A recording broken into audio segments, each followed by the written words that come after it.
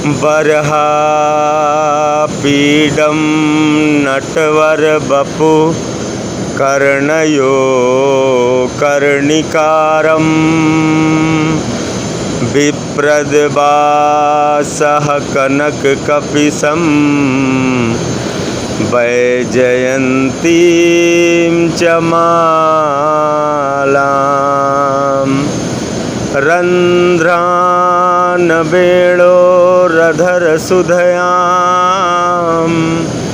पूर्णयन् गोपवृन्दे वृन्दारण्यं स्वपदरमणं प्राविशद्गीतकीर्तिम्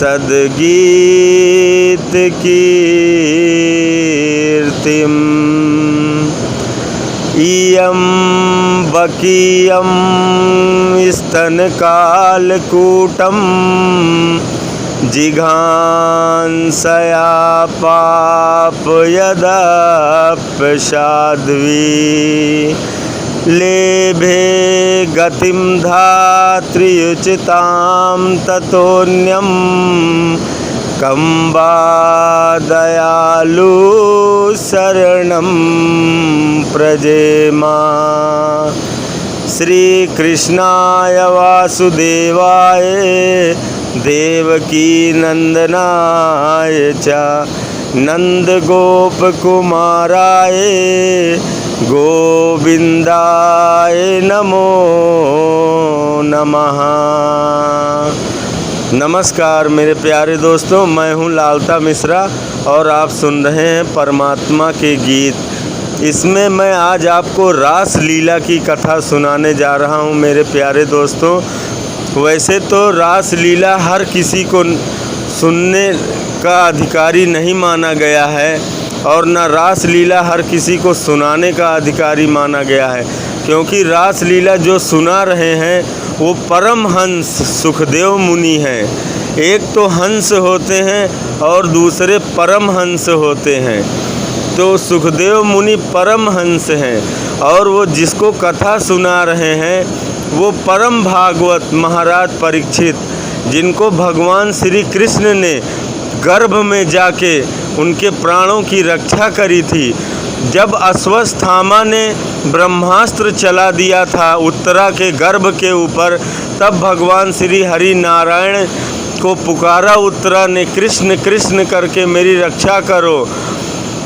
तब कृष्ण भगवान एक चतुर्भुज रूप धारण करके उत्तरा के गर्भ में जाके राजा परीक्षित की, छोटे से बालक थे परीक्षित, उनकी गर्भ में रक्षा करी। भगवान का दर्शन पाने वाले हैं राजा परीक्षित। और सुखदेव मुनि ये क्या हुआ, माता राधा रानी के आंगन में उन्हीं के लालित पालित सुख हैं। ये उनके आंगन में राधे राधे हमेशा रटते रहते हैं सुख जी महाराज। तो जब इन्होंने सुना कि राधा कृष्ण प्रिया प्रीतम दोनों पृथ्वी लोक पे अवतार लेने वाले हैं, तो ये भी पिंजड़े में छटपटाने लगे और माता जी से निवेदन करने लगे कि हे माते, आप लोग पृथ्वी पे अवतार लोगे तो हमें भी संग ले चलो। जब आप लोग बढ़िया प्यारी प्यारी लीलाएं करोगे तो मैं उन्हीं लीलाओं का गायन करूँगा, लोगों को आपकी कथाएं सुनाया करूँगा। तो राधा रानी प्रसन्न हो गई और सुखदेव मुनि को लाने के लिए उन्होंने योजना बनाई। नारद मुनि को भेज दिया। नारद मुनि आए माता पार्वती के पास। उन्होंने पार्वती मैया से पूछा कि माता, ये जो भोले बाबा के गले में नरमुंडों की माला पड़ी हुई है, ये सब किसके सर हैं? तो भैया भोले बाबा तो समाधि में थे। ये सब पूछ के नारद जी तो प्रश्न खड़ा करके चले गए। तो माता जी ने जब भोले बाबा की समाधि खुली तो वो माता जी पूछने लगी कि ये बाबा आपके गले में जो नरमुंडों की माला पड़ी, ये सब किसके सर हैं? तो भोले बाबा ने कहा, देवी जी ये सब आपके ही सर हैं। महाराज ये सब हमारे सर हैं, तो फिर आपके सर कहाँ हैं? बोले बाबा, बोले देवी, मैं तो अमरनाथ हूँ, मैंने तो अमर कथा का पान किया है। तो इसलिए जितनी बार तुम पैदा होती हो मैं तुम्हारे प्रेम में इतना डूब जाता हूँ कि फिर तुम्हारे सर को ही धारण कर लेता हूँ। ये सब तुम्हारे ही सर हैं। देवी जी भैया हट पे बैठ गई कि महाराज वो अमर कथा क्या है? आप तो अमरनाथ बने बैठे हो, मृत्यु हमारे पीछे लगा रखी है, इसलिए हमें भी बताओ वो अमर कथा, हमें भी सुनाओ। देवी जी जब जिद करने लगी तब भोले बाबा ने अमर कथा का पान कराया देवी जी को। देवी जी तो सो गई, पर वहाँ एक छोटा सा अंडा था जिसमें सुखदेव मुनि की आत्मा प्रविष्ट हो चुकी थी और अमर कथा का पान करके वो सुखदेव जी अमर हो चुके थे। अब तो भोले बाबा ने कहा इसने हमारी कथा चोरी से सुनी है, क्योंकि तोता तो बड़े प्यार से जो सुनता है वही सीख लेता है। देवी जी जैसे हुक्का भर रही थी, हूँ हूँ कर रही थी, उनके सो जाने के बाद तोता भी हूँ हूँ करता रहा। भोले बाबा की कथा चलती रही, प्रेम से अमर कथा का पान करता रहा। और अमर कथा का पान करके जब भोले बाबा उसके पीछे दौड़े तो वो भी तोते का शरीर वहीं त्याग दिया और अपने सूक्ष्म शरीर से भागा। भाग के जाके वेद व्यास की पत्नी नहा धो के अपने बाल सुखा रही थी। उसी समय उनको जमुहाई आई।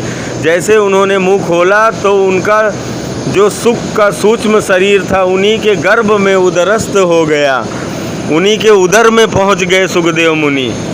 अब तो भैया भोले बाबा वहाँ खड़े रहे कि चलो कभी तो निकलोगे, 9 महीने बाद तो निकलोगे। सुखदेव मुनि बोले खड़े रहो, मैं निकलूँगा ही नहीं। सुखदेव मुनि 12 वर्ष तक नहीं निकले। भोले बाबा भैया इस वेद व्यास जी ने जब भोले बाबा को देखा तो दंडवत प्रणाम किया और आने का कारण पूछा तो भोले बाबा बोले कि चोर भागा है। वेद व्यास जी महाराज बोले महाराज आपके घर से क्या चुरा लिया चोर ने? आपके घर में तो सांप बिच्छू शेर बैल इसके भूत प्रेत इनके सिवा कुछ है नहीं, चोर चुराएगा क्या? मरेगा चुरा के चोर। भोले बाबा बोले ऐसा वैसा नहीं चुराया, उसने हमारी अमर कथा चुराई है। वेद व्यास बोले महाराज जब उसने अमर कथा सुन ही लिया है तो अब वो मरेगा कहाँ?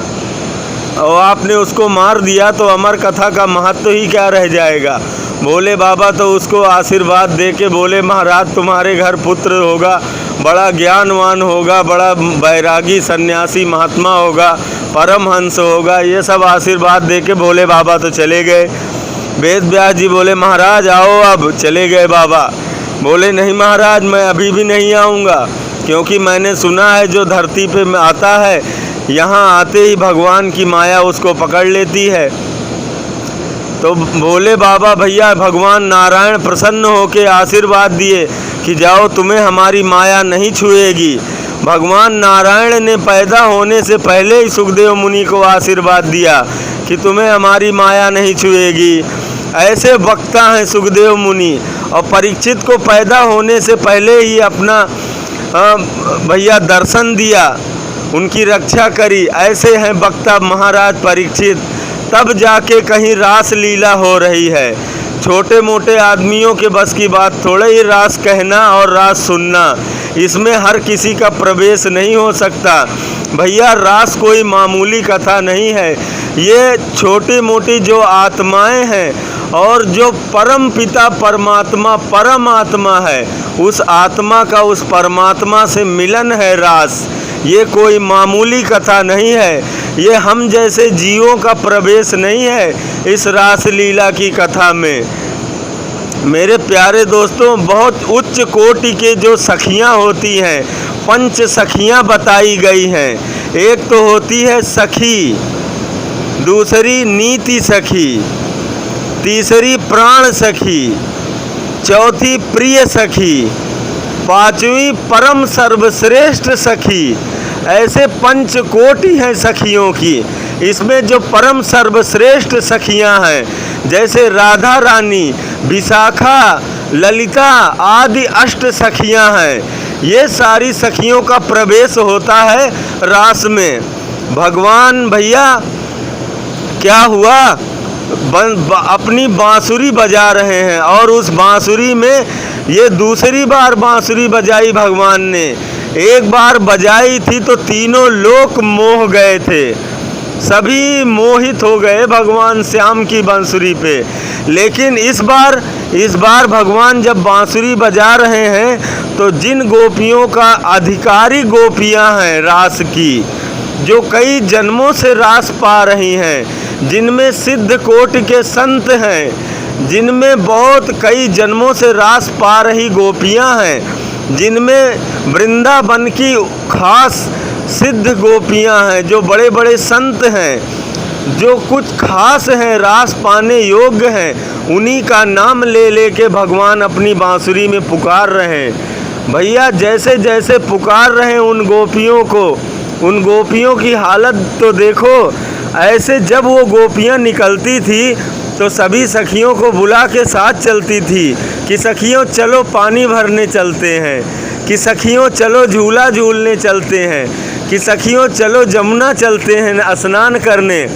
लेकिन आज किसी गोपी ने किसी भी गोपी को आवाज़ नहीं दी। भगवान जिसको जिसको बुला रहे हैं, जिस अवस्था में जो गोपी है उसी अवस्था में चल पड़ी। ये शरद ऋतु है, इस शरद ऋतु की शरद पूर्णिमा का दिन है मेरे प्यारे दोस्तों। मैं तो कहता हूँ कि जो भारत में त्यौहार मनाए जाते हैं, होली है, दिवाली है, रक्षाबंधन है, गुड़िया है, जो भी त्यौहार हैं, उन सभी त्योहारों में सबसे सर्वश्रेष्ठ त्यौहार है ये शरद ऋतु की पूर्णिमा। इसमें आत्मा और परमात्मा का मिलन हो रहा है। भगवान कृपा करके छोटी छोटी आत्माओं पे दया करके, जिन आत्माओं ने कई कई जन्मों से भगवान श्री हरि की आराधना करके श्री हरि को ही मांगा है, उनके सिवा और किसी को भी नहीं सोचा, उन्हीं के ही लिए ये रास भगवान प्रभु दया करके करुणा करके मन बनाया। रास के ठीक 1 साल पहले ब्रज की गोपियों ने क्या किया था मेरे प्यारे दोस्तों? कात्यायनी मैया का व्रत रखा था भगवान श्री कृष्ण को अपने पति रूप में पाने के लिए। जबकि भगवान श्री कृष्ण की अवस्था अभी मात्र 8 वर्ष से ज़्यादा की नहीं है, फिर भी गोपियों की उच्च कोटि की प्रेम भाव दशा देखो, वो अपने पति भाव में देखना चाहती हैं कृष्ण को। भैया ये अवस्था है गोपियों की। इतने पहुँची हुई उच्च कोटि की गोपियाँ जो कई जन्मों से संत होती हुई आ रही हैं। जो भगवान पैदा होते हैं तो अपने कई कई जन्मों के संतों को दया करके करुणा बरसा के अपने साथ ही लेके पैदा होते हैं, अपनी लीला में भाग देते हैं, उनको जगह प्रदान करते हैं हमारे प्रभु करुणा करके। ऐसे सबको ले आए और रास में भी सभी आ रहे हैं। बड़े बड़े दंडकारण्य के संत भी गोपी भेष बना के आ रहे हैं। रास में भोले बाबा गोपी का भेष बना के गोपेश्वर महादेव प्रवेश पा रहे हैं। अब आप सोच सकते हैं कितना ये पवित्र रास है। इसको गलत दृष्टि से मत देखना, ये बहुत परम पवित्र है। एक आत्मा का, एक परमात्मा ने जो करुणा बरसाई है, वैसे भगवान काम, क्रोध, मोह, लोभ इन सभी विकारों से परे हैं, लेकिन उन्होंने जीवों पे दया करके करुणा करके मन बनाया जीवों के साथ रमण करने का, जीवों के साथ विहार करने का, जीवों के साथ नाचने और गाने का मन बनाया प्रभु ने। वो तो इन सब चीज़ों से परे हैं, फिर भी करुणा बरसा के आत्माओं पे दया करके उन्होंने सभी गोपियों को, आधिकारिक गोपियों को बुला के उनके साथ भैया सबको देखा, आओ भगत की, सबको भैया स्वागत किया, सत्कार किया और पूछने लगे कैसे आए हो गोपियों, बताओ आने का कारण। गोपियों ने कहा धन्य है प्रभु, आपने हम सबको बुलाया और अब आने का कारण पूछ रहे हो। गोपियों ने भैया मुखर होके, अब तक कभी मुंह खोल के नहीं कहा था गोपियों ने, अब तक तो मना करती रही, डांटती रही, फटकारती रही, लेकिन आज मुंह खोल के गोपियों ने कहा कि प्रभु हम आपके साथ गीत गाना चाहते हैं, हम आपके साथ नृत्य करना चाहते हैं, हम आपके साथ विहार करना चाहते हैं, हम आपके मधुर छवि का रसपान करना चाहते हैं। गोपियों ने आज मुंह खोल के भगवान से कहा, तो भगवान भी मना नहीं कर सके और प्रेम से बांसुरी बजाने लगे और नृत्य करने लगे। भैया ऐसी रात्रि प्रकट हुई योग माया के द्वारा जो हजारों रात्रियों को एक रात्रि में समाहित कर दिया भगवान श्री कृष्ण के कहने पे योग माया ने। सभी देवी देवताएं जो आधिकारिक जन थे, जो कई कई जन्मों से भगवान श्री कृष्ण को अपने पति रूप में पाना चाहते थे, उन्हीं को अधिकार मिला है इस रास में। भगवान शिव शंभु योग योगेश्वर जो आदि योगी हैं, वो स्वयं गोपेश्वर गोपी का रूप धारण बना के रास में प्रवेश पा रहे हैं। भैया सभी गोपियों के साथ भगवान श्री कृष्ण जब प्रेम से नित्य विहार करने लगे, किसी के पैर दबाने लगे और किसी की ऐसी तारीफ करने लगे कि तुम बहुत सुंदर हो। सभी गोपियों को थोड़ी देर के लिए तो घमंड हो गया कि जगत गुरु भगवान श्री कृष्ण आदि योगी जो हमारे पैर दबा रहे हैं, हमारी तारीफ कर रहे हैं, हम लोग कितने बड़े धन्यभागी हैं। और भैया उन लोगों को जैसे ही अभिमान हुआ तो भगवान रास से तुरंत राधा रानी को लेके अंतर ध्यान हो गए। अब तो भैया सभी गोपियों ने देखा भगवान कहाँ गए, सब ढूंढने लगी कहाँ चले गए, कहाँ चले गए। भैया ज़ोर ज़ोर से रोने लगी, विलाप करने लगी, कहने लगी लगता ज़रूर हमसे कोई गलती हो गई, खूब रोने लगी। भैया राधा रानी को थोड़ी दूर पे ले जाके भगवान प्रकट हुए कुंज गलियों में। उसके बाद राधा रानी के पैर दबाने लगे। राधा रानी से बोले चलो राधे आगे चलते हैं। राधे ने कहा कि प्रभु अब मुझसे चला नहीं जा रहा, मैं बहुत थक गई हूँ। भगवान बोले ठीक है थक गई हो तो आओ हमारे कंधे पे बैठ लो। भैया राधे जैसे ही उनके कंधे पे बैठने ही वाली थी कि भगवान वहाँ से भी अंतर्ध्यान हो गए। अब तो भैया सभी गोपियाँ एक होके करुण नंदन करके गोपी गीत गाने लगी और खूब ज़ोर ज़ोर से भगवान को पुकारने लगी और रोने लगी। इतना भाव विभोर हो गई, ऐसी दशा गोपियों की जो समर्था रथी की पोस्ट होती है, समंजसार्थी से भी ऊपर समर्था रथी का पद होता है, जो भक्तों का पद है। मेरे प्यारे दोस्तों, उस पद पे पहुंच गई गोपियां, परम भाव दशा में डूब गई। वहां पहुंच के तो भैया लीला करने लगी, एक पूतना बन गई, एक कृष्ण बन गई, कोई स्तनपान करा रहा है, कोई बकासुर बन गया, कोई अपने मुख में कृष्ण को धारण करने की लीला कर रहा, कोई बलि बन गया, कोई बामन बन के उसके सर पे अपना पैर रख रहा है। भगवान की लीलाएं करने लगी गोपियाँ। इतनी पहुँची हुई अवस्था, वो सब जानती थी कि भगवान कौन है, क्या है, करुणा निधान कौन है। भैया गोपियाँ जब करुण नंदन करके राधा रानी के साथ सभी रो रो के पुकारने लगी, तब भगवान करुणा करके वहाँ प्रकट हो गए। भैया प्रकट होके और ऐसा नृत्य किया जो तीनों लोकों में भैया प्रसिद्ध हो गया, भगवान श्री कृष्ण के रास के रूप में। जो ये कोई परम ऐसे साधारण रास नहीं है, ये एक आत्मा पे किया गया भगवान का कृपा रूप है, जो परमात्मा के द्वारा दया किया गया है। आत्मा और परमात्मा का मिलन ही तो रास है मेरे प्यारे दोस्तों। ये है रास लीला भगवान की, जो भगवान करुणा करके अपने भक्तों पे दया करते हैं। ये है रास लीला मेरे प्यारे दोस्तों। ऐसी कथाएं और सुनने के लिए आप हमारे चैनल को सब्सक्राइब कर लीजिए। हम फिर मिलेंगे आपको अपने अगले नई कथा में। तब तक के लिए जय श्री राधे कृष्ण। जय श्री राधे कृष्ण।